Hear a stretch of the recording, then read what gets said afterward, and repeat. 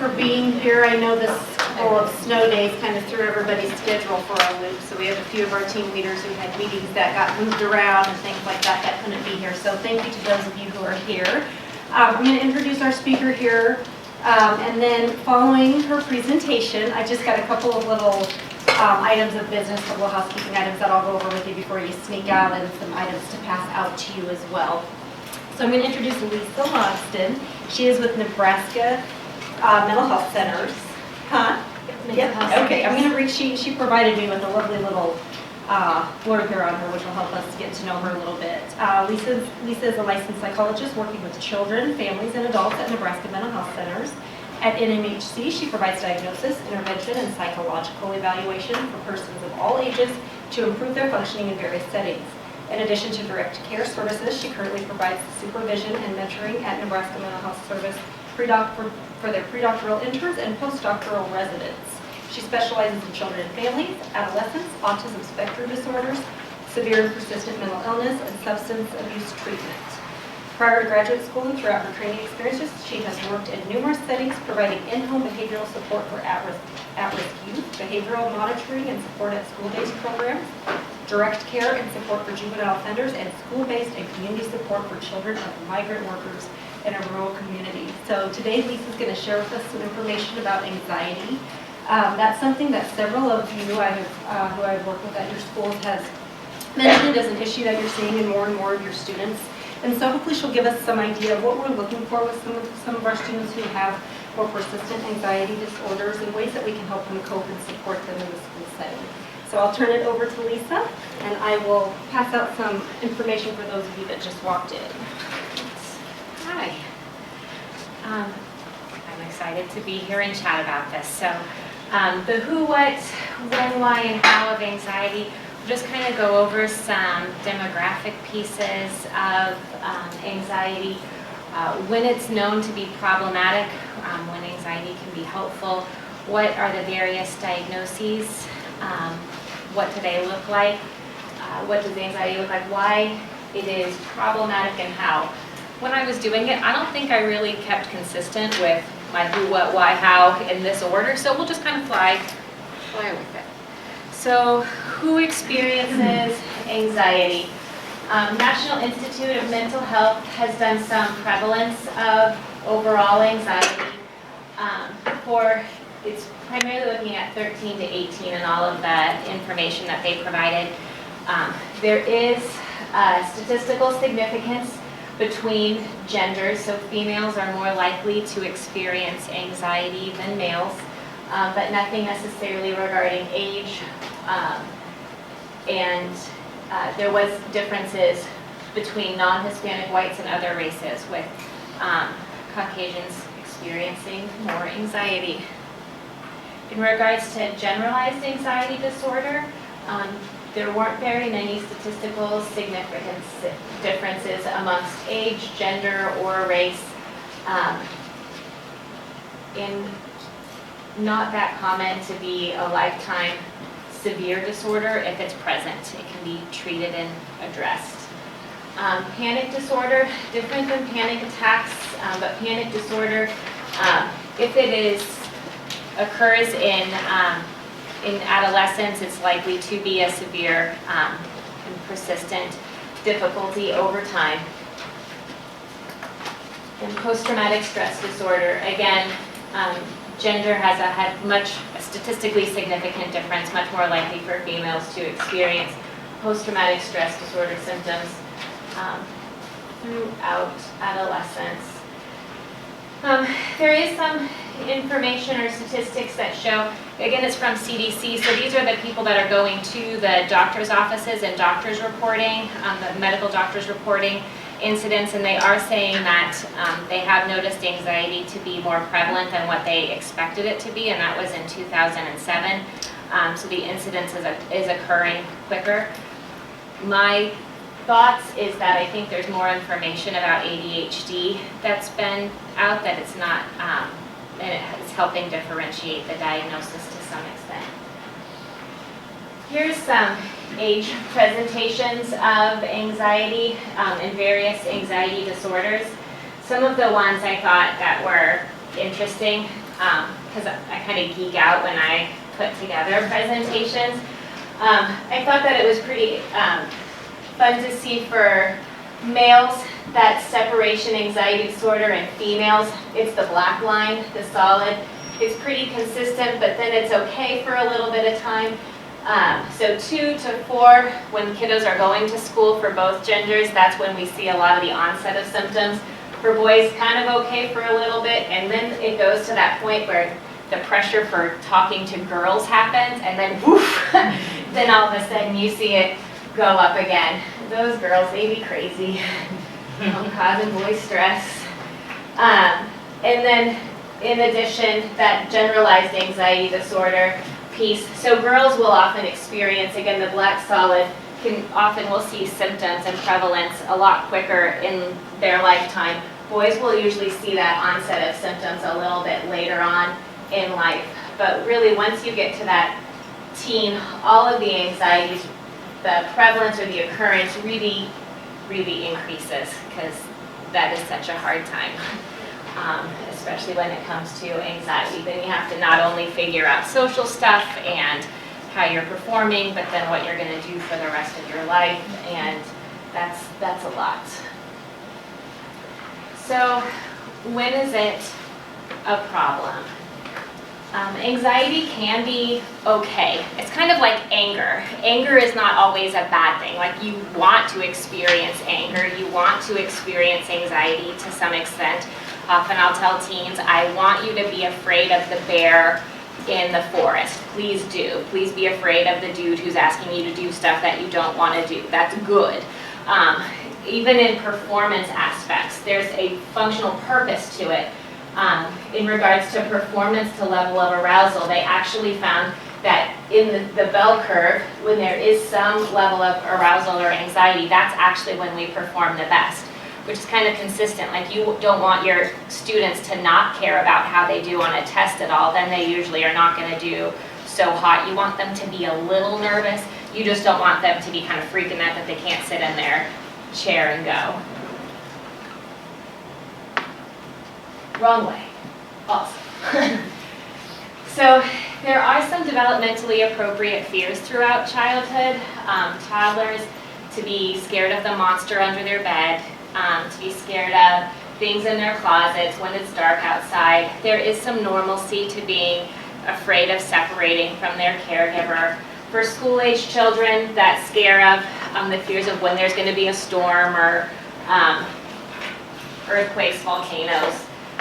New situations, we'll often see lots of questions come up. Where are you going? What are we doing? For me, it's what kind of doctor is it? Am I going to have shots? I don't want to have shots. So I often get to say, I don't do shots. I don't like them. I don't give them. Younger children are more likely to experience anxiety because they have a lot more novelty that they're going to be experiencing. Adolescents will have some normalcy related to their fears of school, social competence, and health issues. All of a sudden being aware, there's some awareness that they might not be invincible sometimes. Wrong way again. Speaking of how anxiety cannot be helpful, you can't pick the right way on the slideshow. So anxiety can be problematic. Some of the questions that we'll really see when it is problematic is that worry, that future-oriented thinking. Really, when it's far in advance, when there's a lot of perseveration or rumination about the future. We see when we're worried about the past, you see that being more guilt, or the feeling is associated with it. When you see it going too far in the future or future focus, that's usually when we call it anxiety or worry. And I went ahead, but I didn't even want to. Then also, looking at topics of, is this relevant for our kiddo? Should they be worrying about their mom and how they're doing that day?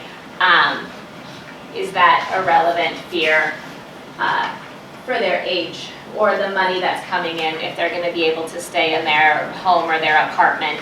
Is that an age-appropriate fear?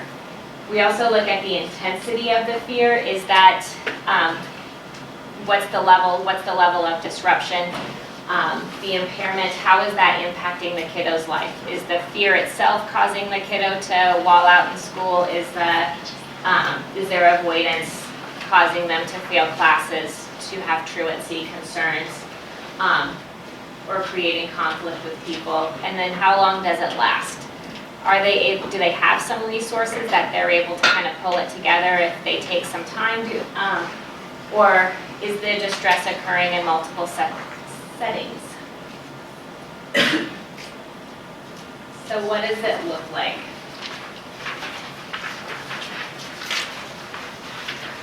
Generalized anxiety is looking at, the kiddo will often have an experience of excessive anxiety or worry, and they'll have difficulty controlling that worry.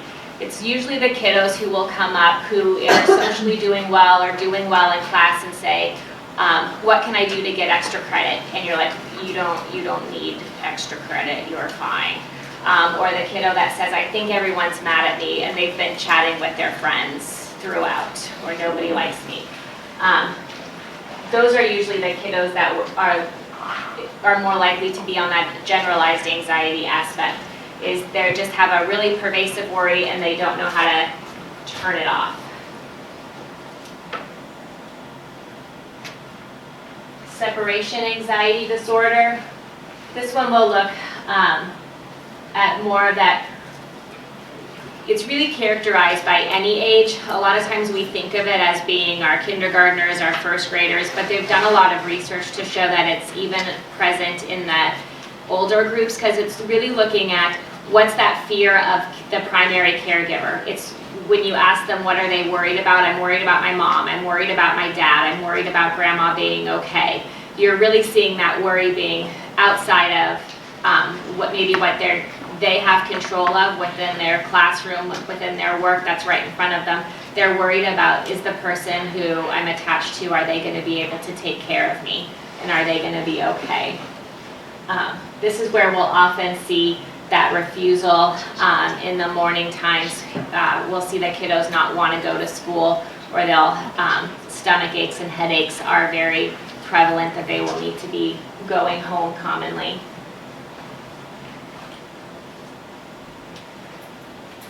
Social anxiety disorder is really looking at that within the social context of looking at that fear of other people. It's the kiddos who don't want their assignments looked at by other people. They think everyone's looking at them when they're sitting in the classroom, afraid that everyone is making fun of them for being around. They just really don't want, or are scared and worried about being rejected by other people, or being humiliated or embarrassed. A lot of times they'll put forth a lot of effort. There's two ways of going about it. Some persons will put a lot of effort into their relationships to kind of be perfect for everyone. If you want me to give you my backpack, I'll give you my backpack. I'll give you my lunch. I'll make sure that everybody likes me by giving a way to make sure I don't make any conflicts. The other way that can look is, I'm not going to be around anybody, I'll just isolate because I already know that nobody likes me, and I'll just kind of stay away from everyone because I know everyone's already making fun of me anyway, so I will just stay away.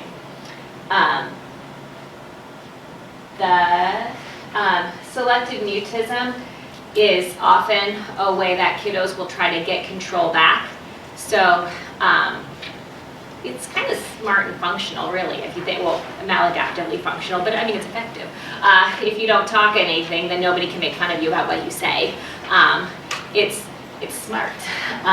It doesn't work real well. Stuttering, we also see, is often tied to that anxiety, and then that social piece too is, once you notice that you're starting to stutter, the stutter can often stick and will stay present because it is hard. You already are starting to worry that people are noticing you're not getting your T out, and then it can just kind of snowball from there.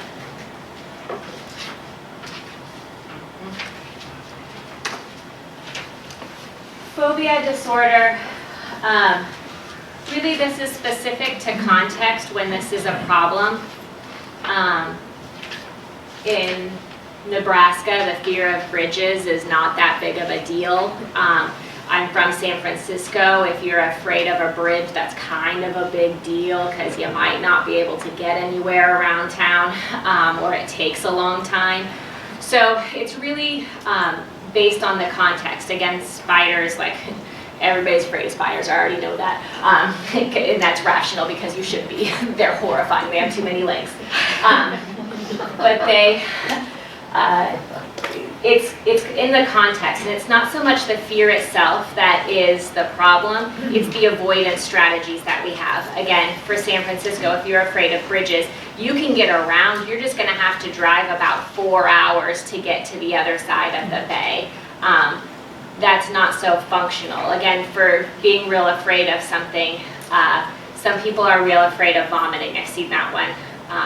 And so really putting anything you can do to avoid the germs to make sure that you don't vomit. That's when it starts to become problematic. And you're really seeing that rumination on it. Somebody's sick and I can't get that out of my head because I can't get away from it.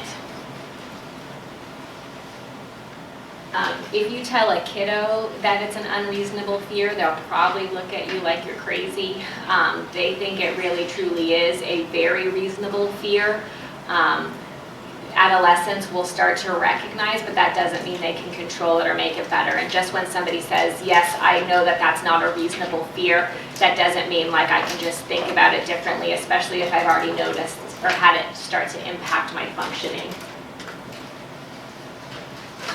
Panic disorder is, the disorder itself is not when you have a panic attack. The disorder itself is when you're afraid of having another panic attack. Panic disorder is when you're afraid of having panic attacks and you put great effort to avoid having the panic attack. Something that also, panic attacks themselves usually like peak at about 10 minutes. And if somebody can get away at that point or reduce, then that stressor should go down. I've had teens come in at times and I say, I've had a panic attack all day. Not possible. You can't panic attack all day. You'd be like running a marathon all day. Your poor little body. Like, it's not possible. You'll arouse, you'll get really uncomfortable, but usually it's kind of like drowning. Like, you're not going to let yourself drown. Usually you'll do something to make that better and go away. Teens, for panic attacks, that's usually what people will do. They will do something to make that better. So we'll really see it about that 10-minute peak, and it may take some time, kind of like after running a marathon. We're not like able just to sit down and look cool after that. We're like that's kind of what that's what a kiddo will look like. They will take that moment to take that breath. A lot of times it'll look very similar to when you finish running. Your chest is very constricted, so you try to take a deep breath, and it is that like that choking sensation often when you tell a teen to take a deep breath, or a kiddo, and they do, it'll be that similar sensation of but that doesn't mean they should stop. That's really that they should keep going to take that deep breath. Panic attacks themselves will usually be more present about that 15 or 19. That panic disorder piece is that really that fear of panic attacks. It's more 15 to 19 because that's when you're noticing that this can be a pattern and that it might happen again, and the social stigma that can come along. So it's more of that abstract conceptualization of this can happen again and I might not be able to control it. And that's why it's usually more that panic disorder piece will be later on in adolescence. But for panic attacks, that can be, a panic attack can happen at any age and with any anxiety disorder. Obsessive compulsive disorder, really you need the combination, the obsessions and the compulsions. The obsessive thoughts are really that rumination over and over again that something is not, that something is wrong, that you need to do something is worrisome, it's uncomfortable. The compulsion is that ritualistic behavior that you need to do to make it better. So I'm really worried that my body is not okay. I will jump on the computer and WebMD myself to make sure that I know what is happening. There's some normalcy if it's like 20 hours of WebMD, too much. Especially if that's interfering with completing homework. Again, the obsessions and compulsions have to really interfere with the daily schedule. There's something to be said that we all have, like, I mean, even our athletes, like the not shaving of baseball athletes when they're in the World Series, like the rituals of hockey players not changing their jerseys, gross. There are various ones like that that will all have some ritualistic tendency to do. It's when it starts to interfere with things that it becomes a problem.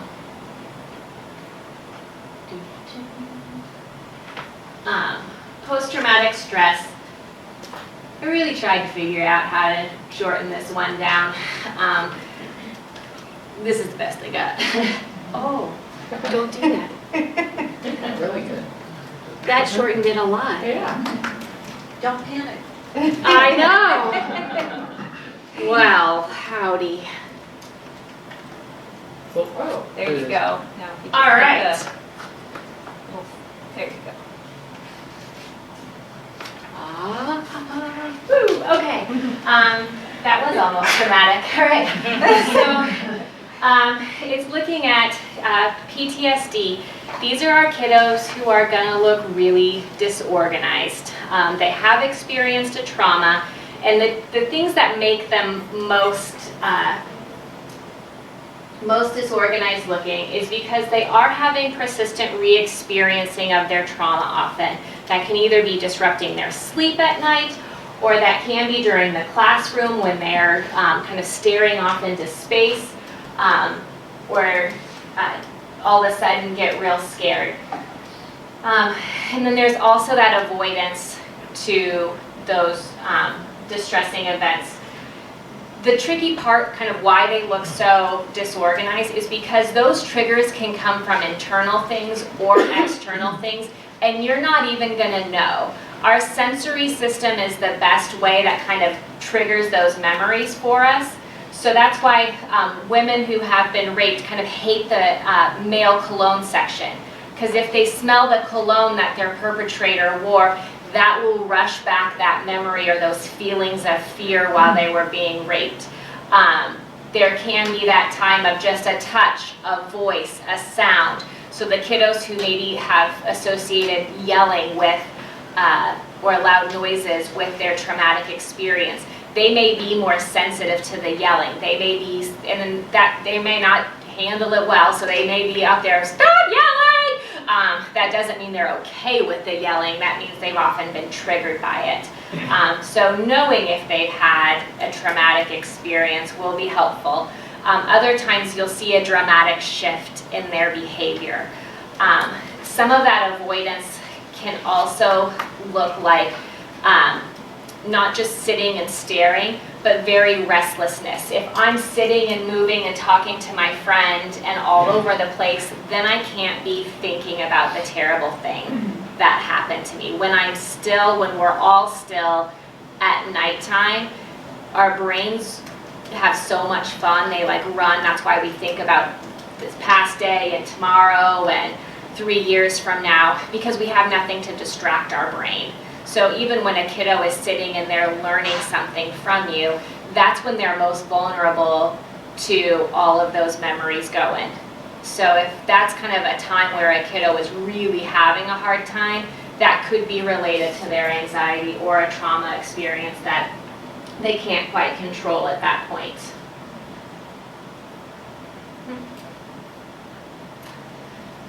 So we have a lot of anxiety-based behaviors. These, I think, can often get linked into, there's so much overlap. That's why I just kind of wrote out what the anxiety-based behaviors are, just to help kind of keep in mind. For a kiddo can be very sick, A kiddo can also have a lot of somatic complaints and be absent for a long time. The morning time be the worst. That kiddo that you notice, if you can just get them to through their first class, then they're okay. That's usually more of that anxiety piece rather than the nervousness, that's silly, than physical illness. Headaches, stomach aches, looking at that, when do kiddos have that urge to pee or poop? Like with that sense of urgency, I have to go right now or I'll explode. Is that math time every time? Is that, sometimes that can be during when it's unstructured or social time. That tension, exhaustion, and then that sudden onset of physical complaints. Eating behaviors, sometimes, I know it's tough for our girls, sometimes that can be trying to meet the social standards of what, or their perceived social standards of what they should be doing. Sometimes that is about anxiety too. So being in that lunch area where there's a whole bunch of other students who are watching what they're eating and they may say something or not say something, or they're just even worried about what they're gonna say to their friend and if they're gonna say the right thing and if that boy's gonna like them or not like them, that just can make a lot of anxiety in itself and cause kiddos' stomachs to be upset. So they may have a hard time eating. Kind of removing them from that setting can often improve their ability to tolerate food. Sadness, bouts of tears. Nobody likes to feel out of control of themselves at any age, and not being able to control thoughts is one of those things. Also low frustration tolerance. It's hard enough to try to control what's going on the inside of us that oftentimes it's very hard to be able to tolerate the things on the outside. So if I'm already keyed up and the thing goes off again, I might get real upset just because it's so hard to kind of control that next thing that comes, or somebody's tapping and kiddos will lose their mind. Ruminating thoughts, that excessive need for reassurance. Those kiddos who will come up, when is lunch, when is lunch, when is lunch, when is lunch? Did you say the test is tomorrow? What's on the test? When's the test? The test is tomorrow. Excessive worry about homework, grades, what the assignment is, if they're gonna like what their idea is for their writing topic or not, or if that's doable. And I put excessive activities or demands for those kiddos who are doing well, but are like, I have to do everything I possibly can to make my college application good. So I'm in 5 clubs, 3 sports, 2 dance activities, and I'm in all AP or DIF classes. If you like ask, like, can you take one down? There's that like sense of panic over them, that like, I just need to make sure I do everything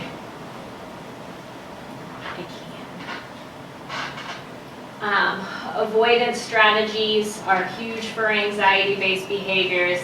That staring off into space. A lot of times kids will, well, any of us, but kids in particular, will like to go to fantasy places. That's much more fun than reality often.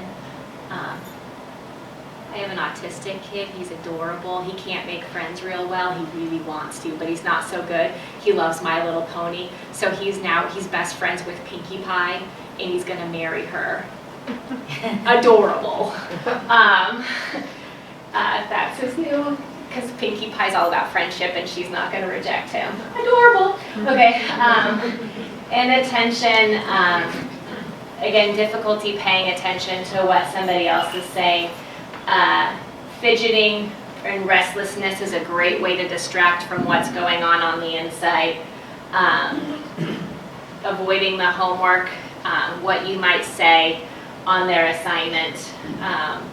Avoidant of presenting anything in particular.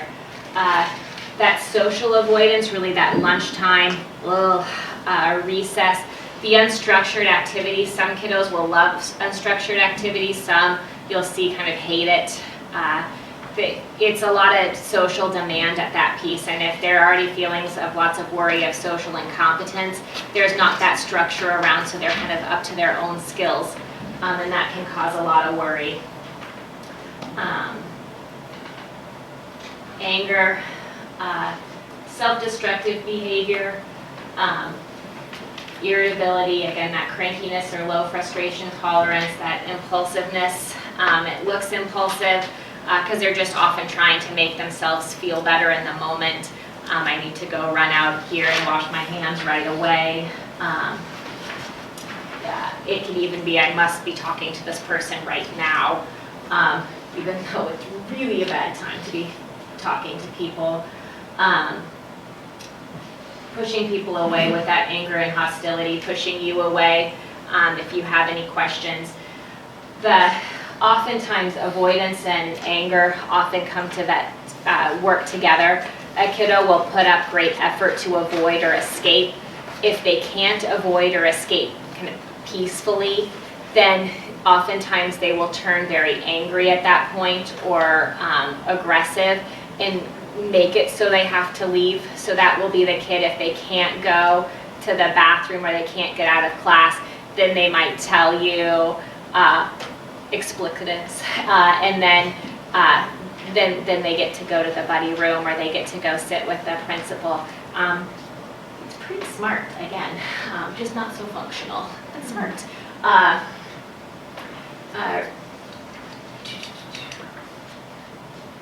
Drug and alcohol abuse, again, I almost put under avoidance strategies. We'll see it a lot earlier and earlier that substance use will often come with some sort of anxiety or trauma.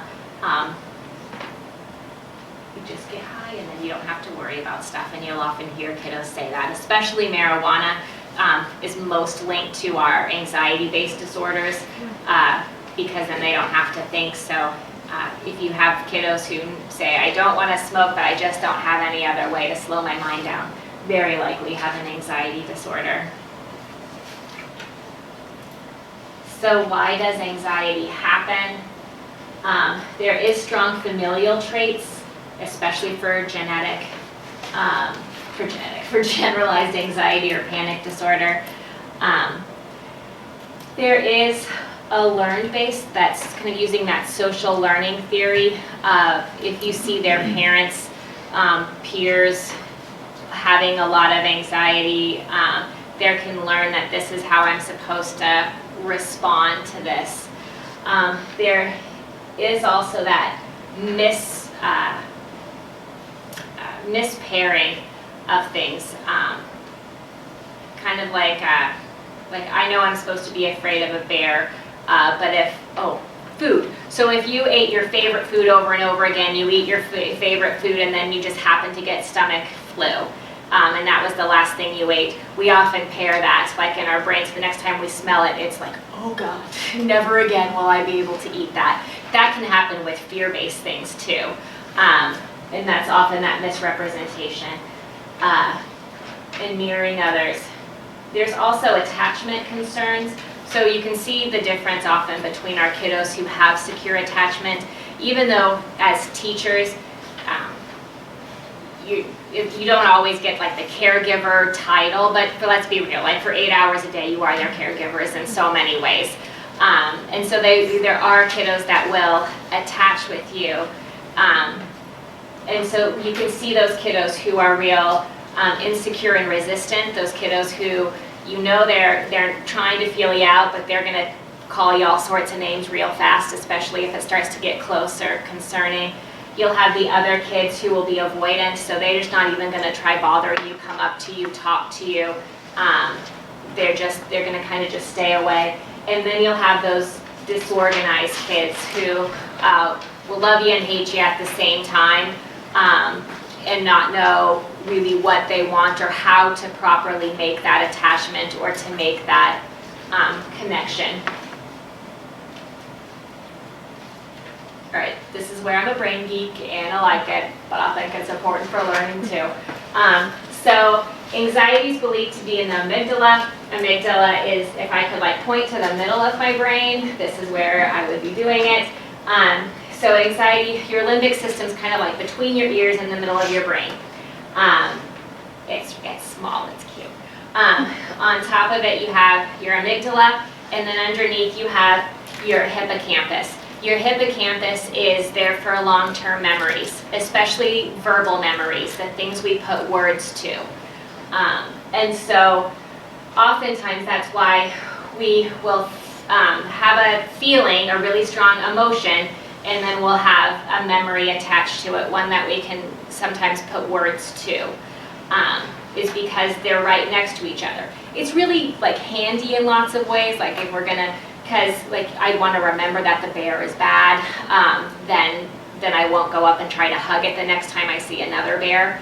So there are some good parts to it. It's not so good when it gets to be misrepresentations. Like if I think that when somebody gives me the look or does this to me, they hate me. That's when it can be not so good. That's also where we see that that cognitive distortion piece. This is our frontal lobe has all of our judgment. In brain distance, this is really far. So I can be afraid of something, that's where I can be afraid of something, I can know what I'm afraid of. I can even tell you maybe that this is not a reasonable thing because I might have a little bit of connection there, but it's not enough connection often between the two systems that I can be like, and this is what I should do when I'm really aroused or when any of us are really aroused. The hippocampus is not only for memory of verbal information. Our hippocampus is that memory for the verbal information that you are teaching your kiddos, and of reading, writing, all of that piece. So that's why a lot of times they've actually done studies of inner city kids in San Francisco that had experienced chronic trauma because of a lot of the violence around their community. And their verbal IQ scores are usually a standard deviation lower than their performance IQ scores because that information is just not getting coded during that time. That rote memory time is just not happening. They're not able to attend to what you're saying. They're already hyper aroused in their amygdala, and that is the memory and stuff. That's the thoughts, that's the memory that's really happening and going on. So these coping strategies are helpful and essential, and kind of why you'll see your kiddos too who are very anxious, and they'll be like, I can't remember what I just read. I was just reading that book and I have no idea what that was. Your trauma kids who will say, I can't pay attention to you when you talk. Those can often occur. Also why it's very difficult for people to differentiate between ADHD and anxiety often, because they can look very similar in lots of ways.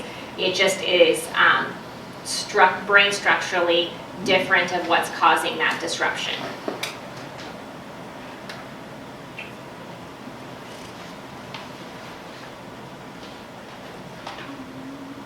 So how do we help? I've divided them up into environmental and skill-based things that we can provide for our kiddos or students.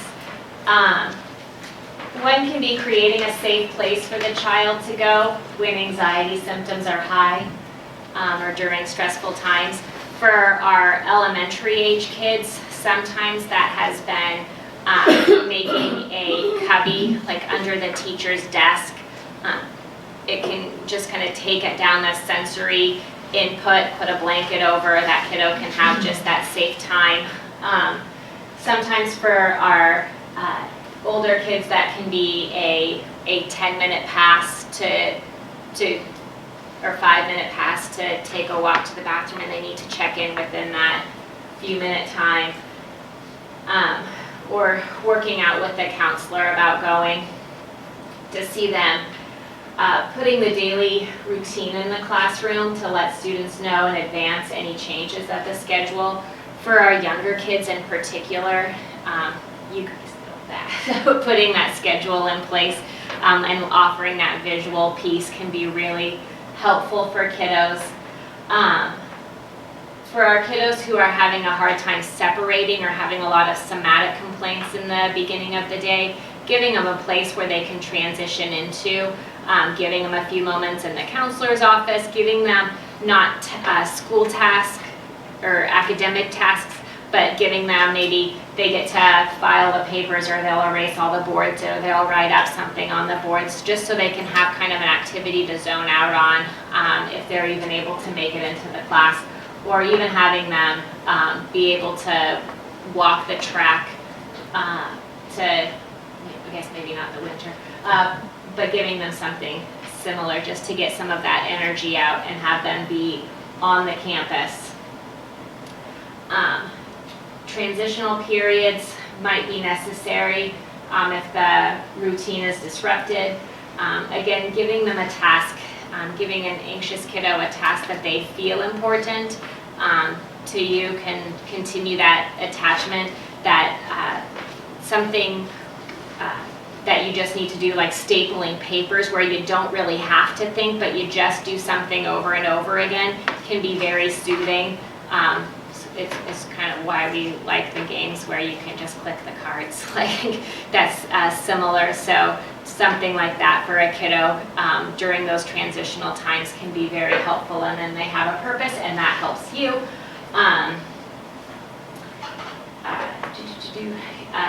For children avoiding school because of anxiety, they're not going to learn if they're not there. So just getting them there and slowly transitioning them into the school is essential. So starting with an activity that they are a period or a class or a part that they may enjoy, and then extending that out, letting them do that as they master that. If you move it too fast, the kiddo will say peace out. So kind of doing that where they can feel like they're mastering that skill.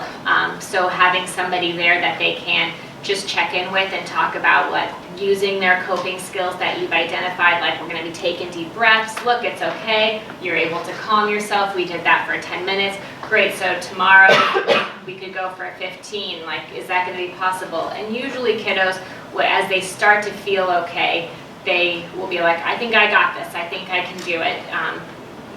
Even our kiddos who are, particularly our kiddos who are anxious, they want to succeed, they just don't know how. So helping them master that as they move forward to get them into school can be really helpful. Using small group activities throughout the day can help, especially when it's breaking it into small groups can help decrease some of that. You're adding just a little bit of structure to an unstructured activity of like everybody collaborate or work together. Just putting that together can help them make a connection at times, and just putting a little bit of structure to those social activities. Let's just chat about the report that we have. Then you put a topic to it.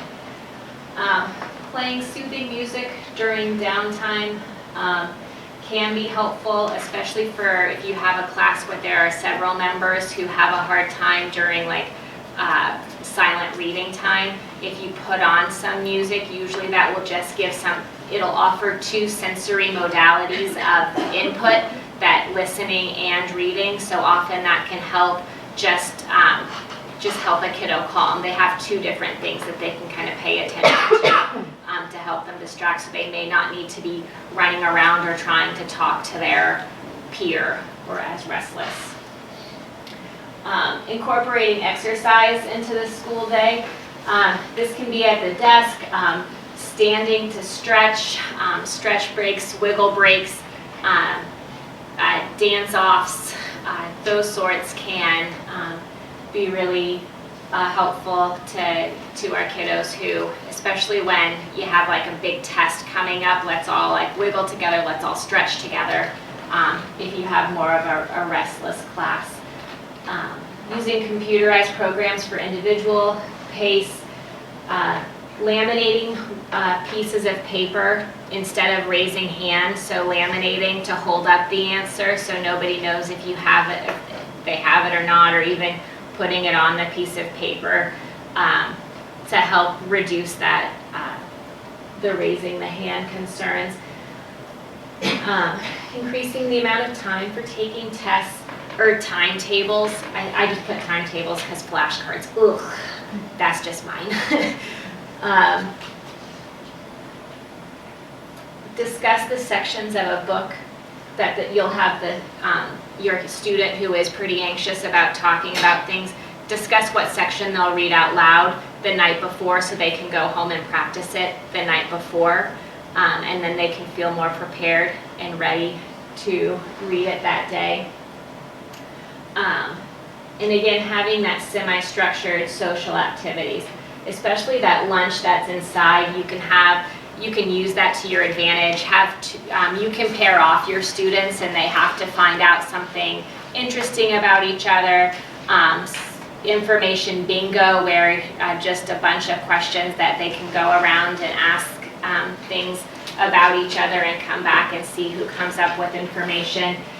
That way you really get to be encouraging that social skill. If you have a kiddo who is not so great at that social skill, you may want to just pull them aside and say, this is how you're going to ask this question, just so that that way they'll have an increased opportunity or chance of being successful when going into the lunchtime. Tell them how, set them up, tell them how to be social successfully.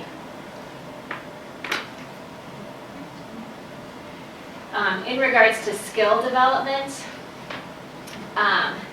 it can be helpful to go over the symptoms of anxiety and have a kiddo be able to, if they can help kind of name some of the things like where do they feel nervous, if you're talking to them one-on-one, or even an activity at the beginning of the school year, and what things they can do to make themselves feel better.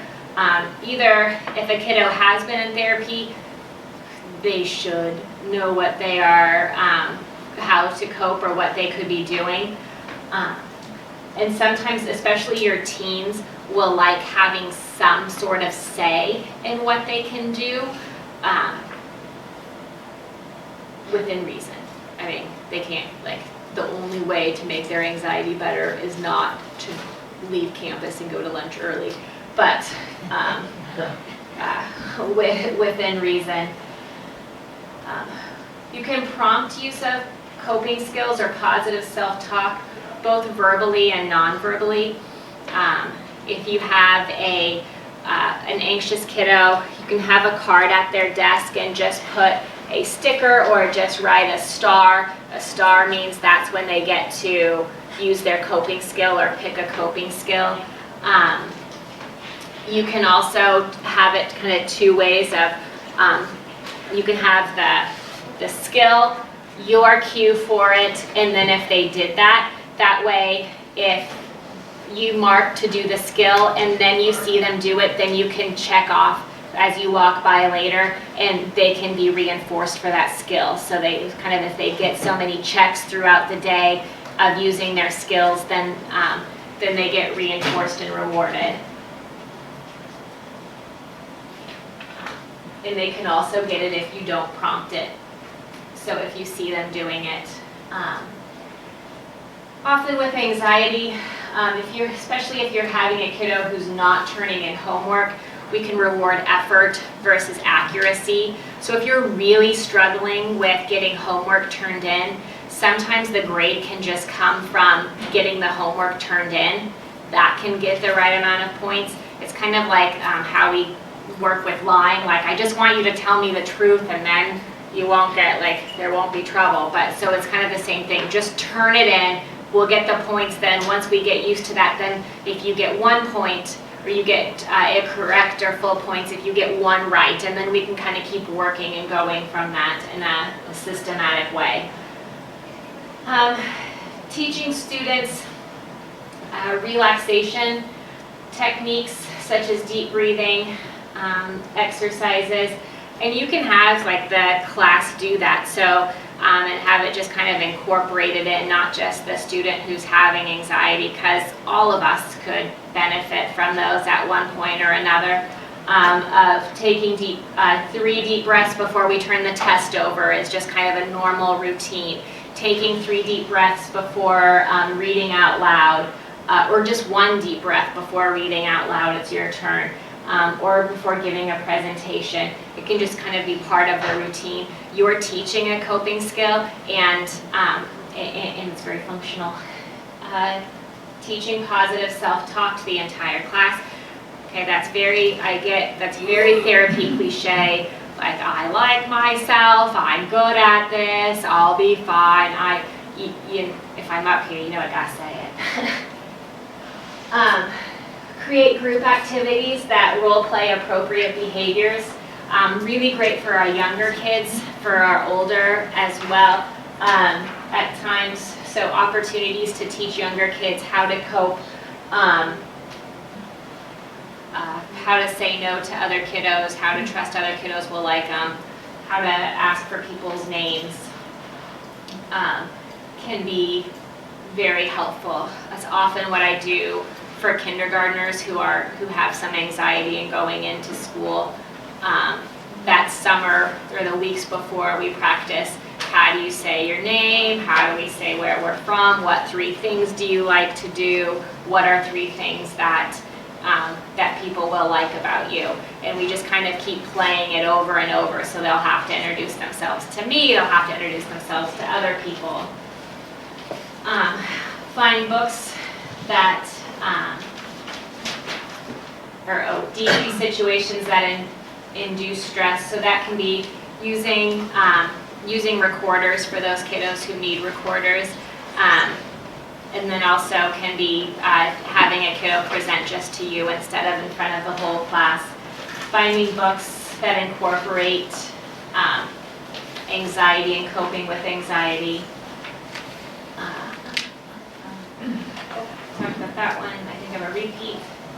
And help students break assignments down into smaller segments. So if there is a large assignment, especially your generalized anxiety kids could look at it and go, oh my gosh, I can't possibly do all of this. So breaking it down into smaller sections and chunks can be very helpful, and that can just be on their assignment. Yeah, and those are just at the end some references that I use throughout this presentation, and also just ones that I like for information. Do you guys are there any questions or thoughts or things that have worked for other people that you use that I didn't name? You guys are kind of the experts. Do you have any suggestions of books that you use that a teacher could use in their curriculum? Yes. There is,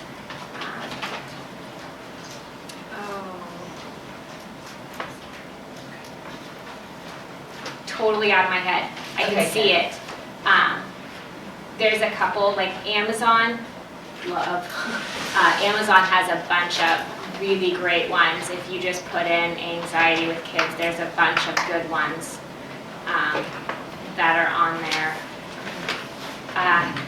There's one called like the Worry Tree or something like that.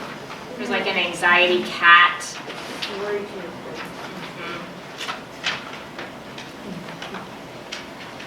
There's a feelings book that's delightful, and it goes through each feeling. So kind of for your 3rd or 4th graders and up, it goes through each feeling. It's white, it's this big. That's the one I'm picturing in my head. It's delightful. And then anything Inside Out. Amazing. That movie, and talking about for our anxious kiddos, using fear, the fear guy as the example, that often has, especially for our little kids, when fear has your control panel, how do we get joy to have control of your control panel? What things make you happy? essentially that's what coping skills are. It's the things that make us happy. When we're happy, it's really hard to feel worried, sad, mad. So how do we do the things that make us feel happy and let joy be in charge of our control panel?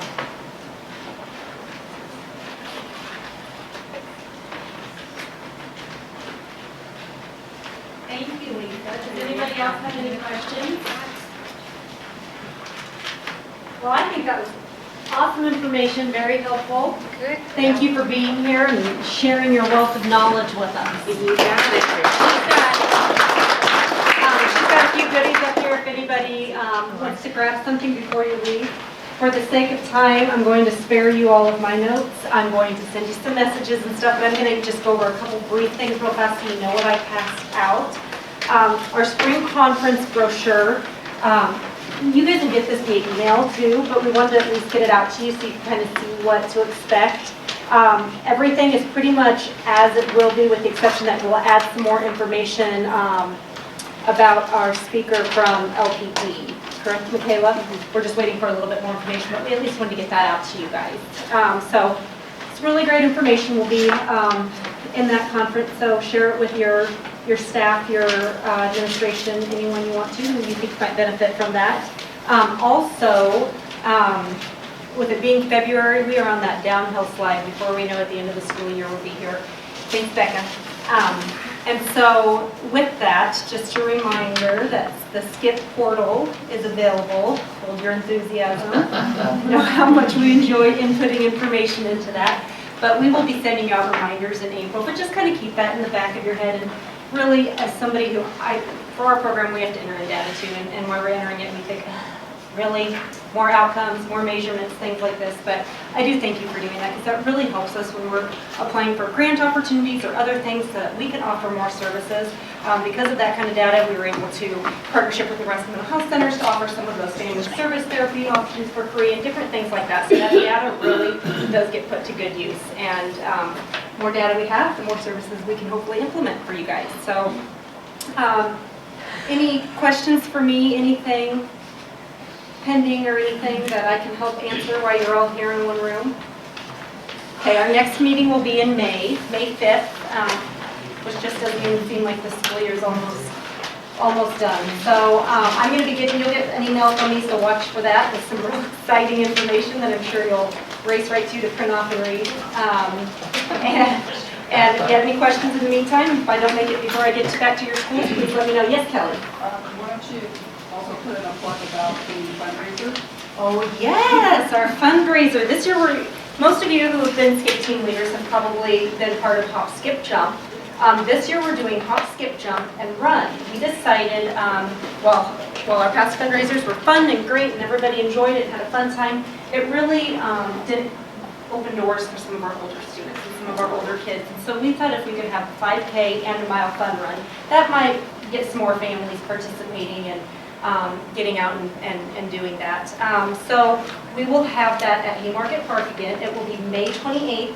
That is Memorial Weekend, but it'll be early Saturday morning so that everybody will still have the rest of the weekend to do their thing. And so we'll have a mile fun run, a 5K. We'll still have some booths with some games and different things for kids to participate with. And so we'll be getting more information out to you on that as well. And we're getting help with a great gentleman by the name of Jim Craig, who's with Angry Cow Adventures. And so he's really helping us design our course and run. So we're really excited about that. Okay, so we'll get you more information out about that as well. So be gone, enjoy your day.